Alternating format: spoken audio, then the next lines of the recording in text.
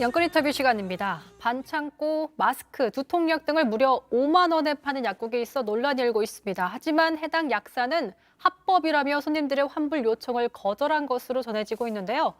자, 그러다 지난 4일 청와대 국민 게시판엔 해당 약사를 처벌해달라는 글까지 올라왔습니다. 무슨 일이 있었던 건지 직접 국민청원을 올린 제보자 연결해서 자세한 얘기 들어보겠습니다. 안녕하세요. 예, 안녕하세요.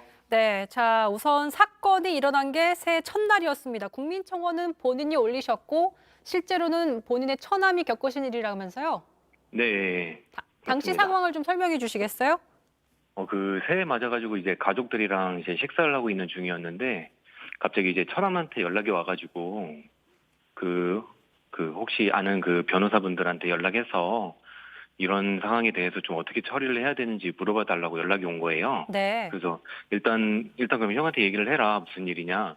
그러니까 형들이랑 이제 약국에 가서 숙취해소제를 먹기 위해서 세 병을 달라고 했는데 그거를 결제를 하려고 카드를 내밀었고 한 번에 결제를 하는 게 아니라 여러 번 나눠서 결제를 하길래 이상해서 이제 휴대폰을 보니 5만 원이 찍혀 있던 거예요.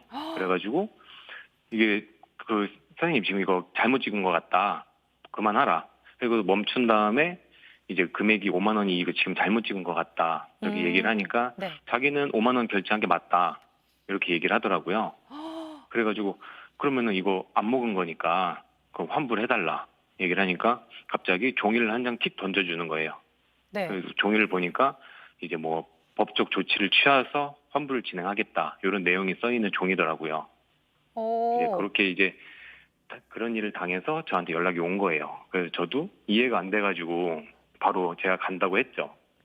그래서 가가지고 네. 그 약 2개 계산한 거를 들고 약국에 들어가서 사장님, 이거 다른 약국 전화해보니까 2,500원짜리인데, 이거를 5만 원에 파시는 건 좀 아니지 않냐. 뭔가 착오가 있으신 것 같다. 이렇게 얘기를 했더니, 아까 그것 때문에 오신 거냐고 하면서 저한테도 똑같이 이렇게 종이를 던져주더라고요. 네. 그렇게 하고서 이제 얘기를 해봤죠. 그랬더니, 좀 얘기가 좀 많이 안 통하는 상황이었어요. 어떤 얘기들을 그래가지고, 좀 하던가요? 그러니까 환불해달라 이렇게 영수증을 내밀었는데도 그냥 종이를 띡 던져주면서 어떤 얘기들을 좀 하던가요? 법적 조치를 취하라고, 민사로 고소 넣어서 진행하라고, 그렇게 얘기를 어, 하더라고요. 그래서 아니 먹지도 않고 바로 이 자리에서 카드 취소를 하면 되는 거를 왜 네. 법적 조치를 취해야 되냐. 그거는 뭐 법정 가서 따지는 거라고. 그렇게 어, 그냥 막무가내로 나오더라고요. 거기 약국에 가셨을 때 다른 것들도 그럼 다 5만 원이었나요? 네, 안 그래도 제가 가서 이제 사진을 많이 촬영을 했는데 네. 뭐 바카스, 두통약, 뭐 소화제, 파스, 거즈, 심지어 마스크 한 장까지도 전부 다 5만 원이 붙어 있더라고요. 그래가지고 아, 사장님 이거 바카스도 그러면 사장님이 10만 원 붙여놓고 팔면 10만 원에 결제하는 거냐고. 네네. 그러니까 그렇다고. 이게 법적으로 이게 이렇게 내가 얼마에 팔든 문제가 없는 거라고 이렇게 얘기를 하더라고요. 그러면은 왜 그렇게 5만 원에 파는지 직접 물어보셨더니 뭐라고 하던가요? 그거에 대한 뭐 다른 얘기는 없었어요. 그냥 5만 원에 자기는 5만 원에 다 판다고 그냥 이렇게만 얘기하더라고요. 그러니까 저희가 사실 어제 뉴스룸에서 이제 취재한 결과 보니까 오징어 약국 이런 게 또 인기니까 5만 원, 오징어 비슷하지 않냐 이런 얘기를 했다고 하더라고요. 네, 그거 처음 보면서 어이가 없었는데 그런 얘기는 그때 그 자리에서 제 앞에서는 하진 않더라고요. 아, 그랬군요. 자, 네. 저희가 어제 그 뉴스룸에서 해당 약국을 직접 찾아가 봤습니다. 그러니까 약사는 약의 오남용을 방지하기 위해서 가격을 이렇게 책정한 거라면서 오히려 소비자가 주의해야 한다고 했는데요. 잠시 한번 듣고 오시죠. 우매한 손님 여러분, 안녕하세요.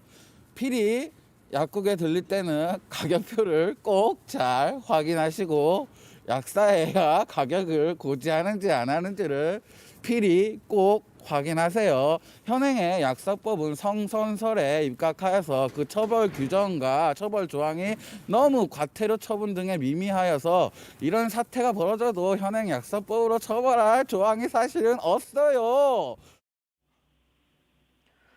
자, 방금 저희가 잠깐 들어봤습니다. 혹시 듣고 나서 어떤 생각이 저렇게 말씀하셨나요? 그때 상황에서도?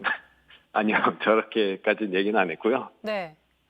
근데 그냥 저기, 저한테는 네. 이제 이게 대기업에서 배운 거다.